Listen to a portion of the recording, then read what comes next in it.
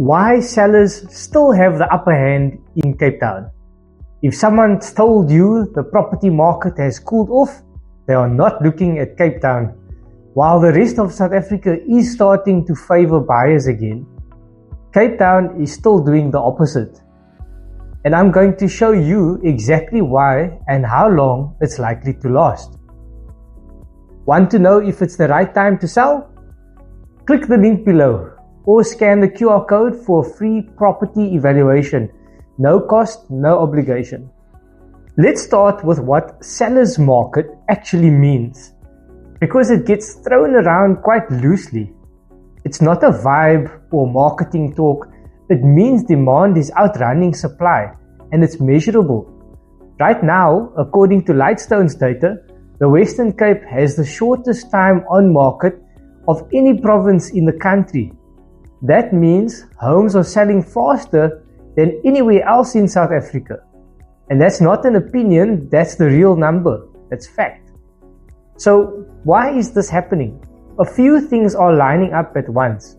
First, there's a genuine stock shortage. Not enough homes are coming onto the market to meet the demand that's out there. Second, semigration hasn't stopped. It's just changed shape.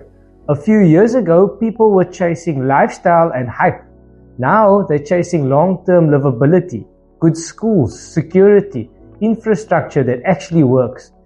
Cape Town and areas like the northern suburbs and southern suburbs tick those boxes for a lot of families relocating here.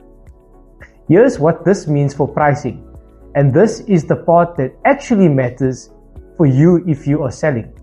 Well-priced, well-presented homes are getting multiple offers right now, often at or even above asking price.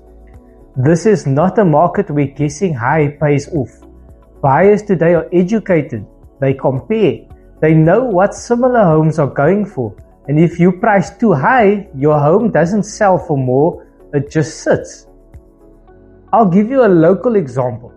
In Goodwood specifically, we are seeing capital growth well ahead of the wider Cape Town average, up to 10 to 15% a year in the right pocket of the suburb. And that's not a citywide number, that's a very specific local trend. And it's exactly why pricing correctly using real comparable sales matters more than ever. Now, here's the part I need you to really hear. This is one thing that can undo all of this advantage. And it's the mistake I see sellers make more than any other. It's overpricing. It is the single fastest way to hand your advantage straight back into the hands of the buyer. A home that sits on the market too long stops looking desirable and it starts looking like there's something wrong with it. Even in a market that's technically in the seller's favor, buyers start asking, why hasn't this house sold yet? Instead of, how do I win this? So, what's keeping this window open right now and what could close it? Interest rates are a big part of the picture. Prime is sitting at 10.5% and it's been steady for a couple of months.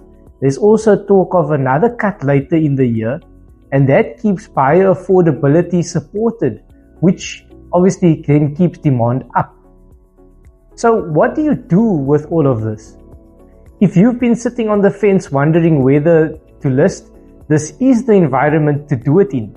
But don't just guess a number and put a board up.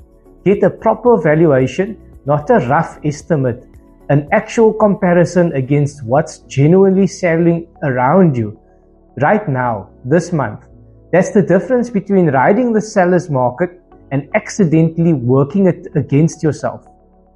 If you're on the fence about listing, click the link below, scan the QR code, and get your free valuation.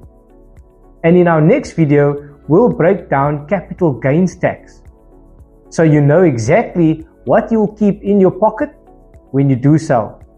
Don't miss it.